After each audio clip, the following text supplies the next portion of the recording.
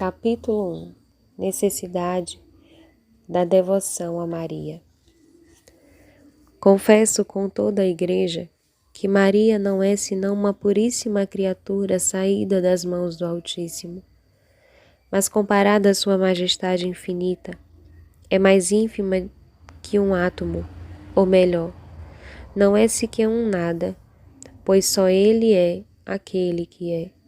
Por conseguinte, um tão grande Senhor, desde sempre independente e bastando-se a si mesmo, não tem, nem nunca teve, necessidade da Santíssima Virgem pelo cumprimento de seus desígnios e manifestação de sua glória. Basta-lhe querer para tudo fazer. Digo, porém, que sendo como são as coisas, já que pela Santíssima Virgem quis Deus começar e terminar suas maiores obras, desde que a formara, não mudará ele seu agir nos séculos por vir, pois ele é Deus e não muda em seus sentimentos nem em seu agir. Foi por meio de Maria que Deus deu ao mundo seu Filho unigênito. Suspiraram os patriarcas, rogaram os profetas e os santos da antiga lei, no curso de 4.000 anos, para ter este condão, mas só Maria o mereceu e achou graça diante de Deus pela força de suas orações e esplendor de suas virtudes. Sendo indigno o mundo, disse Santo Agostinho, de receber o Filho de Deus direto das mãos do Pai, ele o deu a Maria, para que por ela o mundo o recebesse. Pela nossa salvação em Maria e por Maria, fez-se homem o Filho de Deus. Deus Espírito Santo gerou Cristo Jesus em Maria, mas só após lhe pediu consentimento por meio de um importante ministro de sua corte. Deus Pai comunicou a Maria sua fecundidade na proporção em que uma simples criatura a podia receber, para que ela pudesse gerar o Filho e todos os membros de seu corpo místico. Deus Filho desceu-lhe ao seio virginal, qual novo Adão em paraíso terrestre, para trazer consigo suas complacências, e aí operar em segredo maravilhas de graça. Deus feito homem, achou liberdade em ver-se aprisionado no seio de Maria. Mostrou sua força em rebentos ao deixar-se carregar por essa Virgem. Fez rebrilhar sua glória e a do Pai, ao ocultar seus esplendores a toda criatura debaixo do céu, a fim de que só a Maria revelá-las. Glorificou sua independência e majestade ao depender desta Virgem adorável em sua concepção, nascimento, apresentação ao templo, vida oculta de 30 anos e até a morte, a que ela deverá comparecer para junto dela perfazer um só sacrifício, e para que pelo consentimento de sua mãe fosse ele imolado ao Pai Eterno, como outrora Isaque à vontade de Deus pelo de Abraão. Foi dela que Deus mamou, nutriu-se, alimentou-se, criou-se, e foi ela quem o sacrificou por nós. Ó dependência admirável e incompreensível de um Deus, sem a qual o Espírito Santo não pôde passar em silêncio pelos evangelhos, se bem que de nós escondera quase todas as coisas admiráveis feitas pela sabedoria encarnada em sua vida oculta, a fim de nos mostrar o preço e a glória infinita. Tanto mais, glória a Cristo Jesus deu a Deus, seu Pai, pela submissão à sua mãe ao longo de 30 anos, do que se ele a toda a terra houvesse convertido por obra de maravilhas inaltivas. Oh, quão grandioso é a glória que damos a Deus, quando para lhe agradar, nos submetemos a Maria, a exemplo de Cristo, nosso único exemplo. Se observarmos mais de perto os dias restantes da vida de Cristo, ver-se-á que ele quis dar início aos milagres por meio de Maria. Pelas palavras de Maria, ele santifica a São João no ventre de sua mãe, Santa Isabel. Tão logo falou Maria, foi João santificado, e eis aí o primeiro e maior milagre na ordem da graça. Pelos humildes rogos de Maria, ele converte água em vinho nas bodas de Caná. E eis aí o primeiro milagre na ordem da natureza. Por Maria, ele inicia e continua os milagres, e por ela também os continuará operando até o fim dos séculos.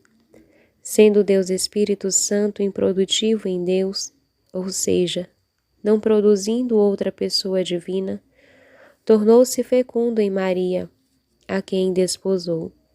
Foi ela, nela e dela, que produziu sua obra-prima, que é um Deus feito homem e que todo dia produz até o fim do mundo os membros e predestinados do corpo cuja cabeça é a obra gerada, Cristo. E por isso, quanto mais ele encontra Maria, sua querida e inseparável esposa, a morar numa alma, tanto mais poderoso e operante ele se torna para nela produzir a Cristo e a ela em Cristo.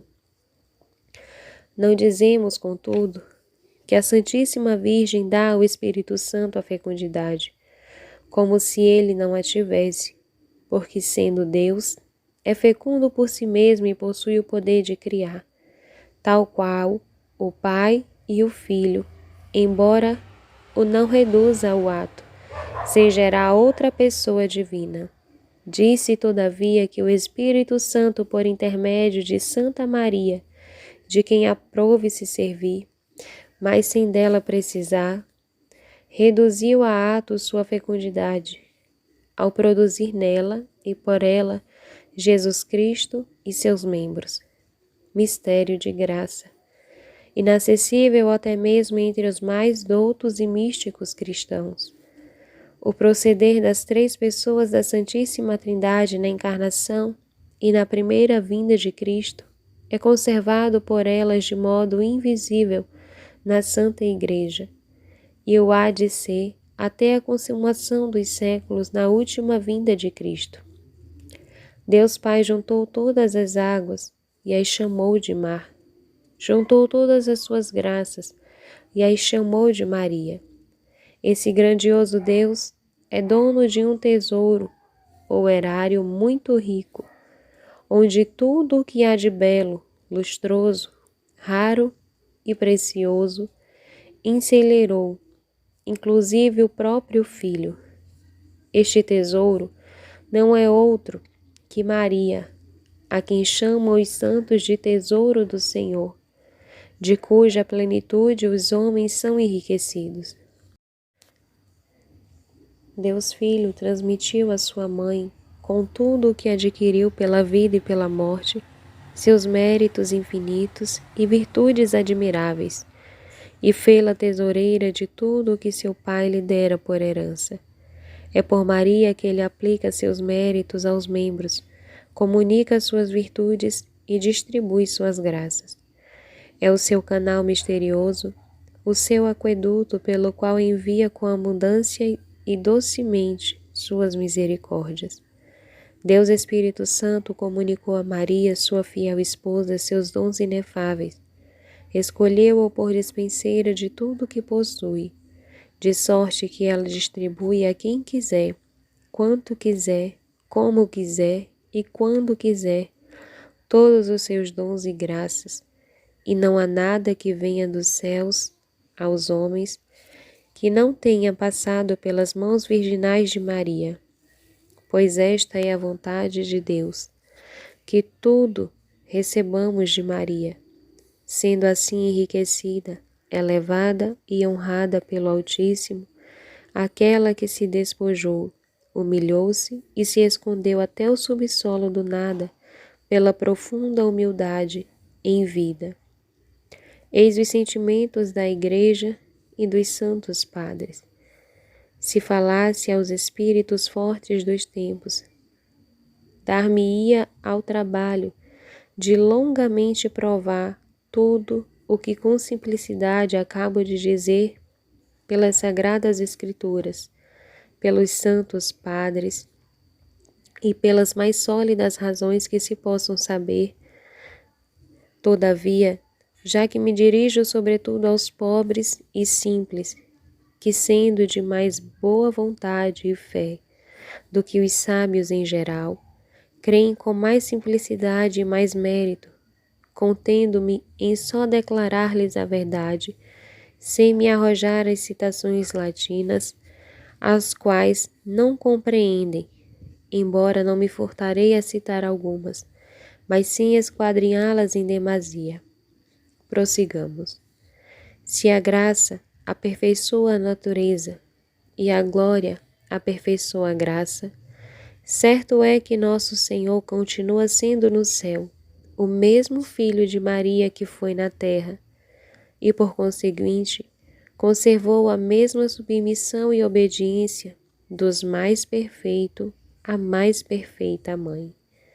Mister se faz, porém, cuidar para não ter nessa dependência alguma imperfeição ou rebaixamento de Cristo, porque Maria, sendo infinitamente inferior a seu Filho, que é Deus, não o governa tal qual o faria uma mãe da terra, cujo filho lhe é inferior, havendo sido Maria inteiramente transformada em Deus pela graça e pela glória, que transforma nele a todos os santos. Nada pede, nem quer, nem faz, que seja contrário à eterna e imutável vontade de Deus. Destarte, ao lermos nos escritos de São Bernardo, São Bernardino, São Boaventura, que tudo no céu e na terra, inclusive o próprio Deus, estão sujeitos à Santíssima Virgem. Querem eles dizer que a autoridade dada a ela por Deus é tão grande que parece igualar com o poder de Deus, e que suas preces e orações são tão poderosas perante Deus, que diante da majestade equivalem sempre a ordens, e ela e ele não resiste nunca às preces de sua amada mãe, porque elas são invariavelmente humildes e conformes à divina vontade. Se Moisés, pela força da oração, aplacou a cólera de Deus sobre os israelitas de tão poderosa maneira que o Altíssimo e Senhor, infinitamente misericordioso, sem lhe poder resistir, pediu-lhe que se deixasse encolerizar e punir o povo rebelde.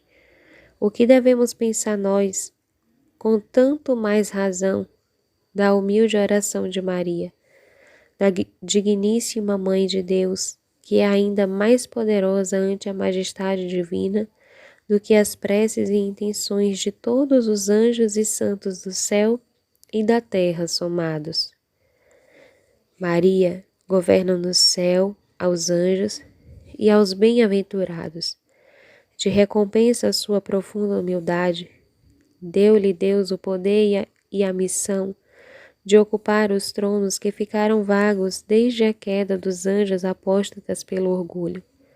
Esta é a vontade do Altíssimo, o qual exalta os humildes, que o céu, a terra e o inferno obedeçam de bom malgrado às ordens da humilde Maria, a quem fez soberana do céu e da terra, a general dos seus exércitos, a tesoureira de seu erário, a dispenseira de suas graças, a obreira de suas grandes maravilhas, a reparadora do gênero humano, a medianeira dos homens, a exterminadora dos inimigos de Deus, e a fiel companheira de suas grandezas e triunfos. Deus Pai quer gerar filhos por meio de Maria até a consumação dos séculos, e diz-lhes as palavras: habita em Jacó, ou seja, faze tua morada e residência entre os meus filhos e predestinados, prefigurados em Jacó, e já não entre os filhos do diabo e dos réprobos, prefigurados em Esaú. Assim como na geração natural e corpórea existe um pai e uma mãe, também na geração sobrenatural e espiritual existe um pai que é Deus e uma mãe que é Maria. Todos os numerosos filhos de Deus e predestinados têm a Deus por Pai e a Maria por mãe. E quem não tem Maria por mãe, não tem a Deus por Pai. Eis o porquê de os réprobos, quais sejam os hereges, os cismáticos, que odeiam ou veem com desprezo ou indiferença a Santíssima Virgem, não tem a Deus por Pai, embora disso se gloriem, já que tem Maria por mãe. Pois se a tivessem por mãe, haveriam de amar e honrá-la, como um verdadeiro e bom filho naturalmente ama e honra sua mãe que lhe deu a vida. O sinal mais infalível e indubitável para distinguir o herege, o homem de má doutrina, o ímpio do predestinado, é que o herege e o iníquo só vertem desprezo e indiferença pela Santíssima Virgem na tentativa de, por exemplos e palavras, diminuir-lhe o culto e o amor, aberta ou furtivamente por vezes, sob bons pretextos. Ai de mim! Deus Pai não disse a Maria para neles fazer sua morada, pois que são Esaús. Deus Filho quer se formar e, por assim dizer, se encarnar todo dia por meio de sua mãe amada em seus membros, dizendo-lhes: possuí a tua herança em Israel, como se dissesse: o meu Pai me deu por herança todas as nações da terra, todos os homens bons e maus, réprobos e predestinados. A uns conduzirei com a vara de ouro, e a outros com a vara de ferro. Serei o pai e o advogado de uns, e o justo vincador de outros, e juiz de todos. Mas vós, minha querida mãe, só tereis por cabedal a herança aos predestinados na figura de Israel, e como boa mãe, dá-los-eis à luz, nutri-los-eis e educareis, e como soberana deles, conduzi-los-eis, governareis e defendereis. Diz o Espírito Santo: um grande número de homens nasceu nela. Segundo a doutrina de alguns padres, o primeiro homem a nascer de Maria foi o homem-Deus, Jesus Cristo. O segundo foi um homem puro, filho de Deus e de Maria por adoção. Se Jesus Cristo, cabeça dos homens, dela nasceu, os predestinados, então, de cuja cabeça são membros, também dela devem nascer por consequência necessária. Uma mãe não pode dar à luz à cabeça sem os membros, nem aos membros sem a cabeça. Do contrário, daria à luz um monstro. Assim também, na ordem da graça, nascem a cabeça e os membros de uma mesma mãe, e se um membro do corpo místico de Cristo, isso é, um predestinado, não nascesse de Maria, que gerou a cabeça, mas de outra mãe, já não seria predestinado, tampouco membro de Jesus Cristo, mas um monstro na ordem da graça. Ademais, Cristo é hoje, mais do que nunca, fruto de Maria, segundo lhe repetem o céu e a terra milhares e milhares de vezes por dia. Bendito é o fruto de vosso ventre, Jesus. Por certo, Cristo é para cada homem em particular que o possui verdadeiramente, fruto e obra de Maria, bem como para o mundo inteiro em geral, de sorte que, se um fiel tem a Cristo formado em seu coração, pode com ousadia dizer: graças a Maria, o que tenho é fruto e efeito seu, e sem ela já o não teria. E a ela se aplicam estas palavras com tanto mais verdade do que São Paulo a si mesmo as aplicava.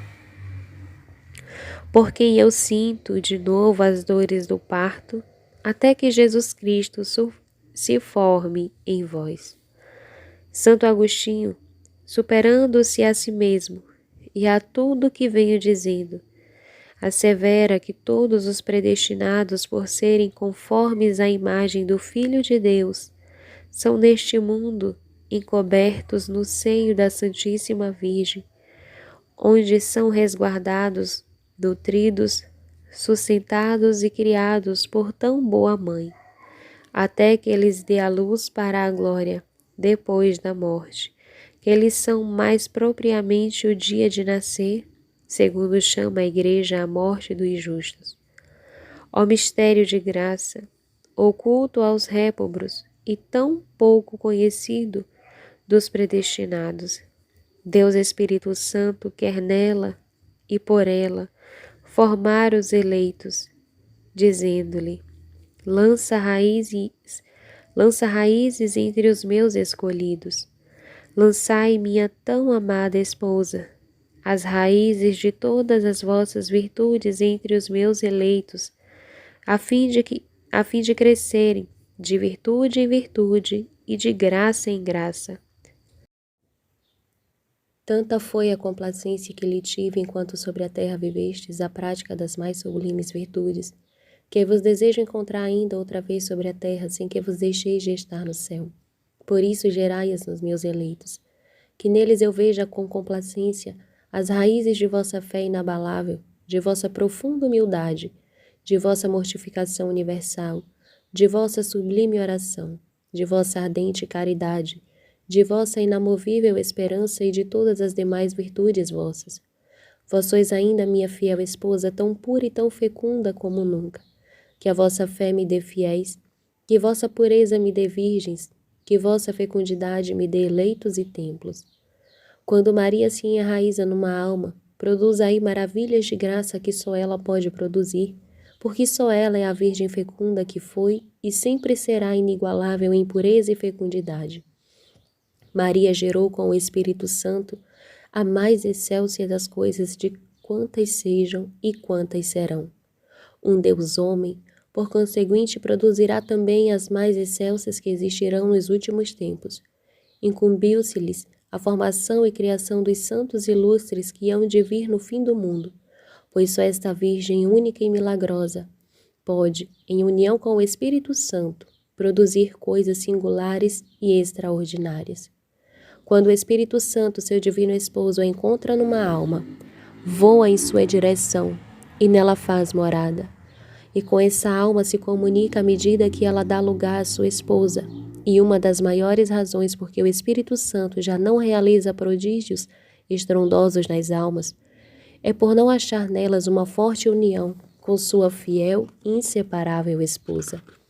Digo inseparável porque desde que tal amor substancial do Pai e do Filho tomou Maria por esposa para gerar Cristo, a cabeça dos eleitos, e a este mesmo Cristo nos eleitos nunca a repudiou, pois foi-lhe ela sempre fiel e fecunda.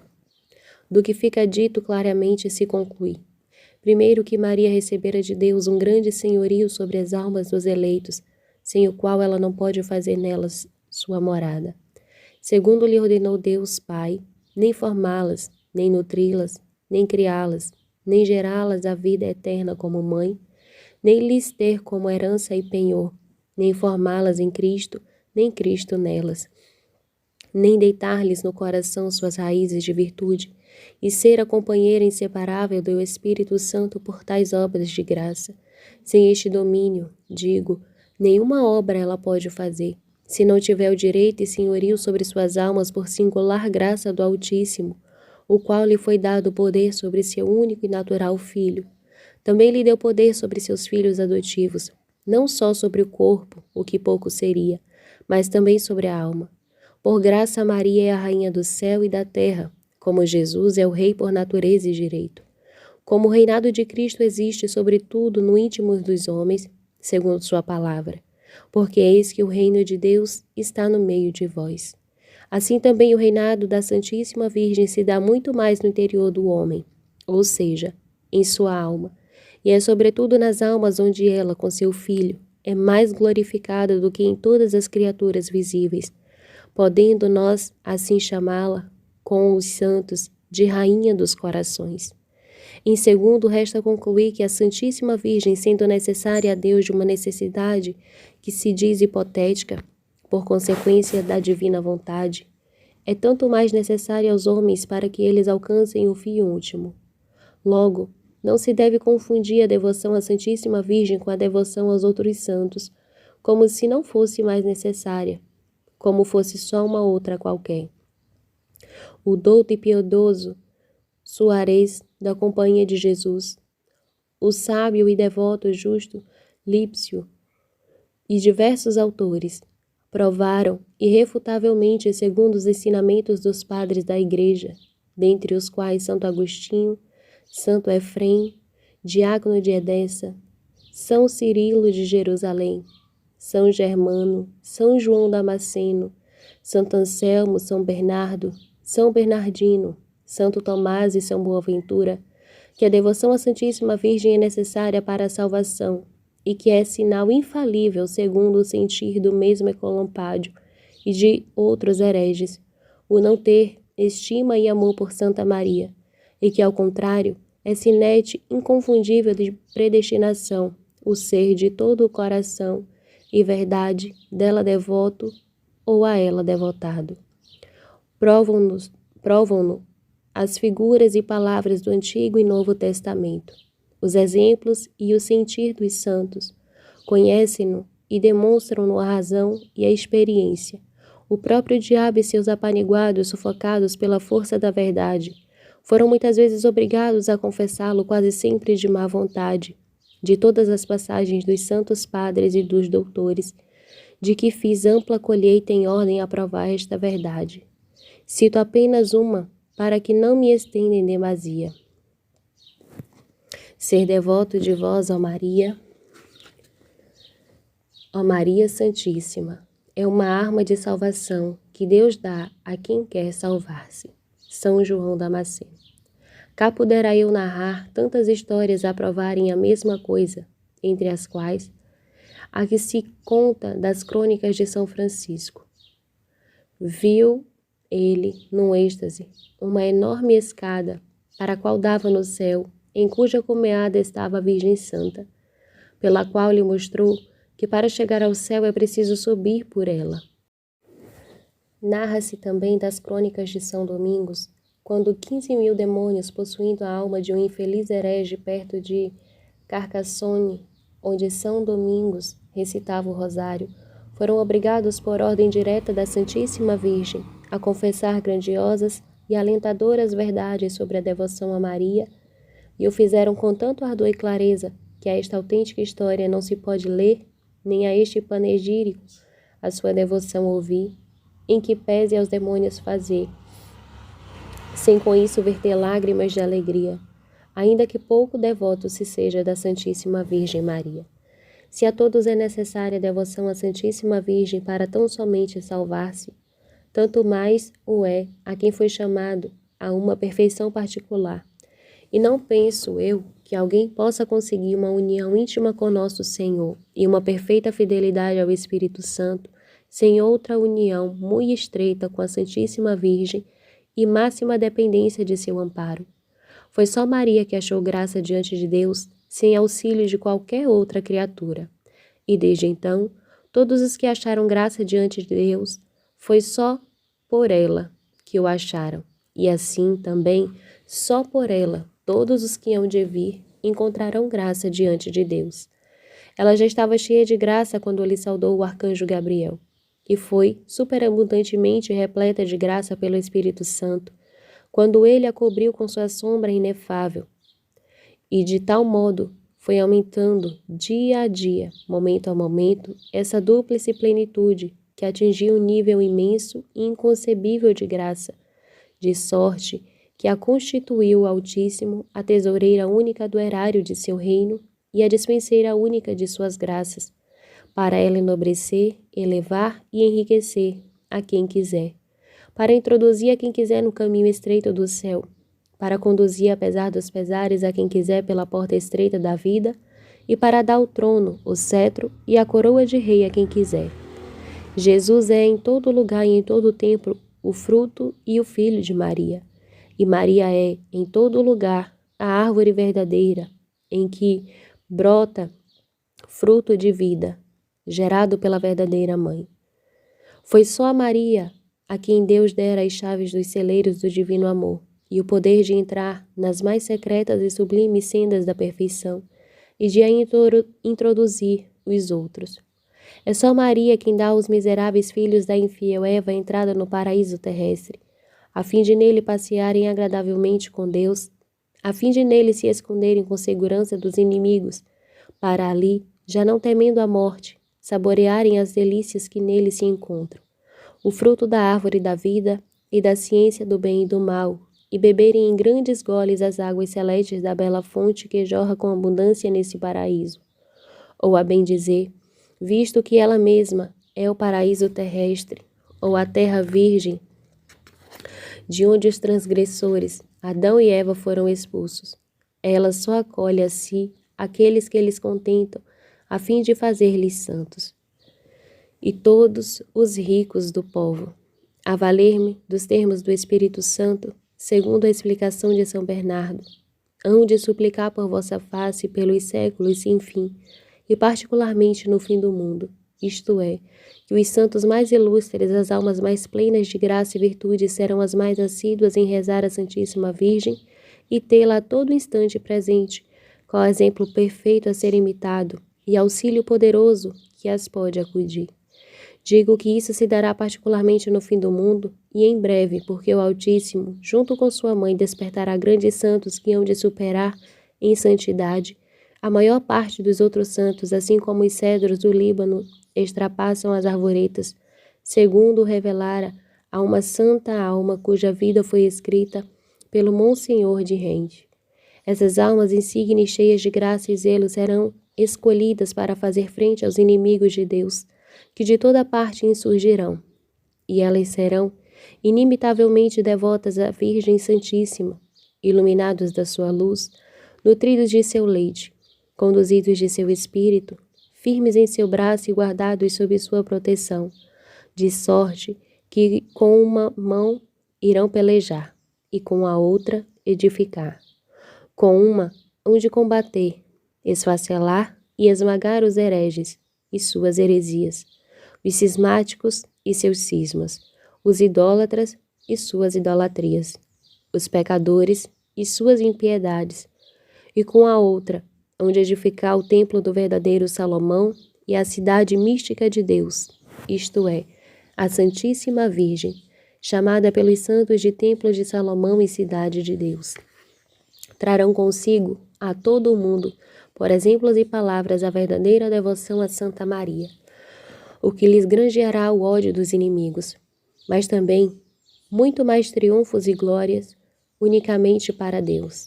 Foi isso o que Deus revelara a São Vicente Ferre, grande apóstolo do seu tempo, segundo exaustivamente o assinalara numa de suas obras. É isso que parece predizer o Espírito Santo no Salmo 58, versículo 14 e 15, nestas palavras. E saberão que Deus reinará sobre Jacó, e até os confins da terra voltarão à tarde e padecerão de fome como cães e rodearão a cidade pela qual os homens caminharão no fim do mundo, buscando converter-se e saciar a fome de justiça e a Santíssima Virgem, a quem chama o Espírito Santo cidade e morada de Deus. Foi por Maria que a salvação do mundo teve início, e será por Maria que ela se há consumar. Na primeira vinda de Cristo, Maria quase não se mostrava, a fim de que os homens, apesar de pouco instruídos e sabidos sobre a pessoa de seu filho, se não se desviassem da verdade apegando-se-lhe muito forte e estreitamente, o que aparentemente aconteceria se ela se desse ou fosse dada a conhecer, por causa da admirável formosura que o Altíssimo lhe dotara, mesmo exteriormente. E tão vero é isso, que São Dionísio deixou-nos por escrito, que ao vê-la, tê-la-ia confundido com uma divindade por causa dos seus encantos sublimes e beleza inigualável, se a fé em que fora confirmado não lhe assegurasse o contrário. Todavia, na segunda vinda de Cristo, Maria deve ser conhecida e revelada pelo Espírito Santo, a fim de por ela fazer-se conhecer, amar e servir a Jesus Cristo, já que não mais subjazem as razões porque o Espírito Santo escondera sua esposa em vida, só revelando-a muito pouco desde a pregação do Evangelho. Deus quer, pois, revelar e manifestar Maria, a obra-prima de suas mãos nestes tempos, porque ela se escondeu do mundo e se pôs mais baixo do que o pó pela profunda humildade, havendo conseguido de Deus, dos apóstolos e evangelistas, que não fosse manifestada. Porque sendo a obra-prima feita pelas mãos de Deus, assim na terra pela graça como no céu pela glória, quis por ela ser glorificado e louvado sobre a terra pelos vivos, visto que ela é a aurora que precede e descobre o sol da justiça, que é Jesus Cristo. Deve ser vista e conhecida para ser também Cristo. Sendo ela a via pela qual nos veio Jesus Cristo na primeira vez, sê-lo-á também na segunda, se bem que não do mesmo jeito.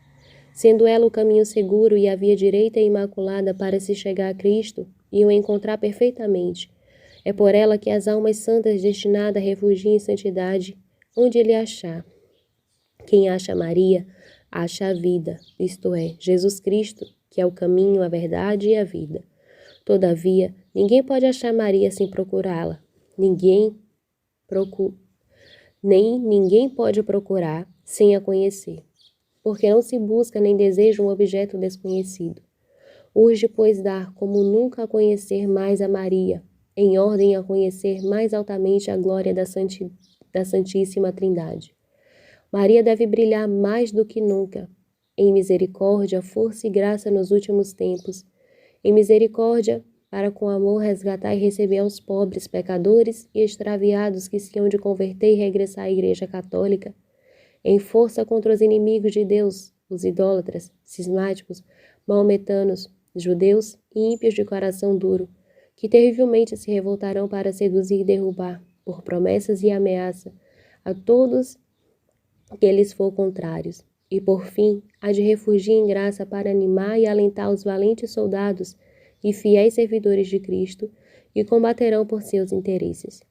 Maria, enfim, deverá ser terrível aos olhos do demônio e seus asseclas, como um exército em linha de batalha, sobretudo nos últimos tempos, porque sabendo o diabo que tão pouco tempo lhe resta, e então mais do que nunca, tanto mais empenhos fará e combates moverá dia após dia para perder as almas. Dentro em pouco suscitará perseguições cruéis e planejará horríveis ciladas aos servidores fiéis e aos verdadeiros filhos de Maria, a quem lhes são mais difíceis de superar. São por essas últimas e cruéis perseguições do demônio que cada dia irão aumentando até o reinado do Anticristo, que se deve entender a primeira e célebre previsão e maldição de Deus, proferida no paraíso terrestre contra a serpente. Aqui vem, a propósito, explicá-lo pela glória da Santíssima Virgem, salvação de seus filhos e confusão do demônio. Porém, inimizades entre ti e a mulher, e entre a tua posteridade e a posteridade dela. Ela te pisará a cabeça e tu armarás traições ao seu calcanhar. Deus fez e formou só uma inimizade, mas irreconciliável, que há de durar e aumentar até o fim.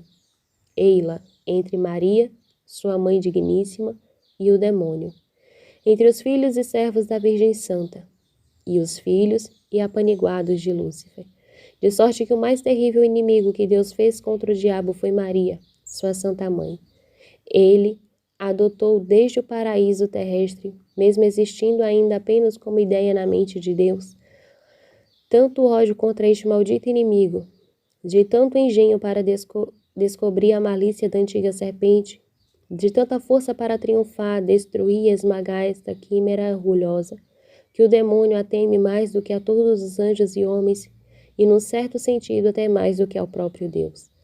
Isso não significa que a ira, o ódio e o poder de Deus não sejam infinitamente maiores do que os da Santíssima Virgem, já que as perfeições de Maria são limitadas. Mas sim, que primeiro sendo Satanás orgulhoso, tanto mais infinitamente sofre por ser vencido e castigado por uma tão pequena e humilde serva de Deus, cuja humildade lhe humilha mais que o poder divino. Em segundo, que Deus deu a Maria um tão grande poder sobre os demônios, que tanto mais temem, havendo muitas vezes sido obrigados a confessar com pesar pela boca dos possessos alguns de seus suspiros, à mercê de alguma alma, do que os rogos de todos os santos, bem como uma só de suas ameaças contra ele, do que a todos os mais tormentos. O que Lúcifer por orgulho perdeu, Maria por humildade ganhou. O que Eva por desobediência perdeu e condenou, Maria por obediência salvou. Eva, por obedecer à serpente, perdeu todos os filhos seus, dando-os a ela. Maria, por ser perfeitamente fiel a Deus, consigo salvou a todos os filhos e servos seus, consagrando-os à majestade de Deus. Deus não estabeleceu apenas uma inimizade, mas inimizades, não só entre Maria e o demônio, mas entre a raça da Virgem Santíssima e a raça do demônio. Ou seja, Deus pôs inimizades, ódios e antipatias ocultas entre os verdadeiros filhos e servos da Santíssima Virgem e os filhos e escravos do demônio. Já não se amam nem se comunicam interiormente uns com os outros. Os filhos de Belial, os escravos de Satanás, os amigos do mundo, o que vem a ser o mesmo, sempre perseguiram até hoje e perseguirão mais do que nunca aqueles que pertencem à Santíssima Virgem. Assim como outrora Caim perseguira seu irmão Abel e Esaú a seu irmão Jacó, que são os símbolos dos réprobos e dos predestinados. Contudo, a humilíssima Maria será sempre vitoriosa sobre tais soberbos, e tão grande será a vitória que lhes há de esmagar a cabeça, onde reside a soberba. Lhes descobrirá a malícia de víbora, queimará seus laços infernais, dissipará seus conselhos diabólicos e protegerá até o fim dos tempos aos servos fiéis dos seus cascos cruéis. Todavia, o poder de Maria sobre todos os demônios refugirá particularmente no fim dos tempos, quando Satanás tecer seus embustes a bel prazer, ou seja, contra os humildes escravos e pobres filhos que ela suscitará para lhe fazer guerra. Serão pobres e pequenos na visão do mundo, espezinhados na frente de todos, enganados e perseguidos, como o calcanhar o é pelos demais membros do corpo. Em troca, porém, serão ricos na graça de Deus, que Maria liberalmente lhes distribuirá. Grandes e elevados em santidade perante Deus, superiores a toda criatura pelo zelo inflamado, e tão fortemente apoiados no socorro divino, que, com a humildade de seus calcanhares unidos a Maria, esmagarão a cabeça do demônio e farão Jesus Cristo triunfar. Por fim, quer Deus que sua Santa Mãe seja hoje mais conhecida, mais amada, mais honrada, qual nunca antes fora, o que sem dúvida sucederá se os predestinados entrarem com a graça e a luz do Espírito Santo na prática interior e perfeita, que ora lhes revelarei. Assim, com tanta claridade verão, quando lhes permitir a fé, essa tão bela estrela do mar, e chegarão a porto seguro, apesar das tempestades e dos piratas, seguindo sua conduta. Conhecerão as grandezas dessa soberana e por inteiro se hão de consagrar-lhe a serviço, enquanto súditos e escravos de amor, hão de experimentar suas doçuras e bondades maternais, e com ternura lhe hão de amar enquanto filhos bem amados. Conhecerão as misericórdias de que ela é cheia, e a necessidade de que lhe tem de socorro, e a ela hão de recorrer em todas as coisas, enquanto sua querida advogada e medianeira junto a Cristo. Saberão que ela é o meio mais seguro, mais fácil, mais curto e mais perfeito para chegar-se a Cristo, e a ela se entregarão de corpo e alma, sem reservas, para o mesmo Cristo se entregarem de corpo e alma. Para ao mesmo Cristo se entregarem de corpo e alma. Mas quem serão os filhos, servos e escravos de Maria? Serão como labaredas ardentes, ministros do Senhor, que a toda parte incendiarão com o fogo do divino amor. Serão como setas na mão do homem valente, flechas agudas nas mãos da poderosa Maria, a perfurar seus inimigos. Serão filhos de Levi, bem purificados pelo fogo de grandes tribulações e bem unidos a Deus, os quais hão de lapidar o ouro do amor em seus corações, queimar o incenso no coração, queimar o incenso da oração no espírito e destilar a mirra da mortificação nos corpos. Serão eles em toda parte o bom odor de Cristo para os pobres e pequenos, ao passo que serão um odor de morte aos grandes, ricos e mundanos orgulhosos. Serão nuvens de tormenta que pelos ares voarão ao sopro do Espírito Santo, as quais sem se apegarem a nada, nem se inquietarem, nem se afligirem, derramarão pela terra a chuva da palavra de Deus e da vida eterna. Trovejarão contra o pecado, relampejarão contra o mundo, fulminarão o demônio e os seus, e além disso, para a vida ou para a morte, com a espada de 2 gumes da palavra de Deus, a todos a quem o Altíssimo enviar, trespassarão. Serão verdadeiros apóstolos nos últimos tempos, a quem o Senhor das virtudes dotará da palavra e da força para maravilhas obrar e apanhar os espólios gloriosos de seus inimigos. Dormirão sem ouro nem prata, e o que mais é, sem cuidados em meio aos clérigos, eclesiásticos e sacerdotes. Terão, contudo, as asas de prata da pomba, para irem a voar de intenção puramente voltada à glória de Deus e à salvação das almas, para onde lhes há de chamar o Espírito Santo, apenas deixando eles trás de si, nos lugares em que pregarem o ouro da caridade, que é o cumprimento de toda a lei. Sabemos, enfim, que eles serão os verdadeiros discípulos de Cristo, a cujos passos de pobreza, humildade, desprezo do mundo e caridade seguirão, ensinando o caminho estreito de Deus na imácula verdade, segundo o Santo Evangelho, e não segundo as máximas do mundo, nem inquietação, nem acepção de pessoas, sem poupar, ouvir nem temer qualquer mortal, seja quem for. Em suas bocas brandirão a espada de 2 gumes da palavra de Deus. Em seus ombros portarão a ensanguentada bandeira da cruz. Na mão direita trarão o crucifixo, o rosário na esquerda, os sagrados nomes de Jesus e de Maria no coração, e a modesta mortificação de Cristo em toda a conduta. Eis os homens ilustres que hão de vir, a quem Maria suscitará por ordem do Altíssimo para estender seu império sobre os ímpios, idólatras e maometanos. Todavia, como e quando assim será? Só Deus o sabe. Cabe-nos somente calar, suspirar, zelar e esperar. Aguardei com ânsia o Senhor, e por fim atendeu-me e ouviu as minhas súplicas, e tirou-me do abismo de miséria e do lodo profundo.